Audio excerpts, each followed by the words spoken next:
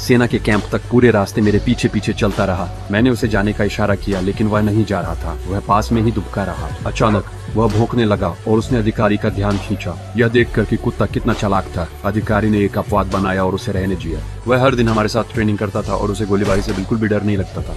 हर shooting training के बाद वह निरीक्षण के लिए लक्ष्य वापस अधिकारी के पास लाता था।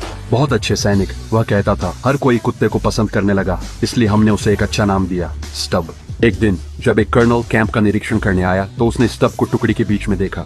यह एक सैन्य अड्डा है, कोई चिड़ियाघर नहीं। यह कुत्ता किसका है? वह चिल्लाया। मैंने जवाब दिया, यह मेरा है कर्नल, सर। जब उसने मुझे सलामी देते देखा तो स्टब ने भी सलामी दी। कर्नल प्रभावित हुआ और आधिकारिक तौर पर उसे एक सैनिक के रूप में रहने की अनुमति दी। युद्ध के मोर्चे पर जाने से पहले की रात मैंने स्टब को अपने साथियों के पास छोड़ दिया और चला गया। लेकिन ट्रेन के जाने के ठीक बाद स्टब ने रस्सी कुतर दी, ट्रेन के पीछे भागा और चढ़ने में कामयाब हो गया। वह युद्ध तक मेरे पीछे आया। एक ऑपरेशन के दौरान हमें पता चला कि दुश्मन जहरीली गैस छोड़ने वाला है। जब हम दूसरों को सचेत करने के लिए वापस जा रहे थे तो हमें देख लिया गया। नाजुक क्षण में स्टब ने मुझे नीचे गिरा दिया और मेरी जान बचाई, लेकिन गोलियों ने घोड़ों को डरा दिया। मुझे चेतावनी देने के लिए स्टब को अकेले वापस भेजना पड़ा। वह अधिकारी के पास भागा और एक गैस मास्क पकड़ लिया। अधिकारी को संदेश समझ में आ गया और उसने तुरंत अलार्म बजा दिया। स्टब की वजह से कोई नहीं मरा और वह वही नहीं रुका। वह शहर की ओर भागा, नागरिकों को खुद को बचाने के लिए सचेत करते हुए। खतरा टल गया। धन्यवाद देने के लिए निवासियों ने उसके लिए एक विशेष वर्दी बनाई। धुएं से भरे युद्ध के मैदान में स्टब मलबे के बीच अकेला घूम रहा था। अपनी गहरी सूंघने की शक्ति का उपयोग करते हुए उसने मलबे में दबे एक सैनिक को ढूंढ लिया और उसे वापस खींचने में कामयाब रहा। उसे उस नरक से बचाया। अगले दिन एक ग्रेनेड एक साथी के पास गिरा।